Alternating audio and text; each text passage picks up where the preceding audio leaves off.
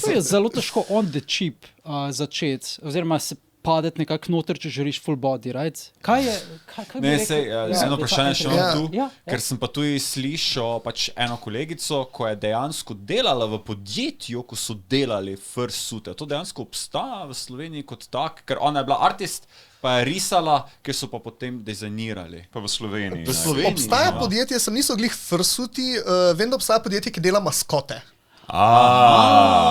Torej, bom rekel, zelo podobna smer v bistvu, ampak Dejansko bi lahko naredil najprej kot maskota, se promoviraš, ampak potem pa... Ja, v bistvu oni delajo maskote za te kakšne fuzbol tekme, pa take fore, veš, ki pridejo v njih. Okay, Tako da, makes sense. that's a thing. Makes sense. Pa saj to je kostum, slovenska firma, it's the same principle, basically, ne?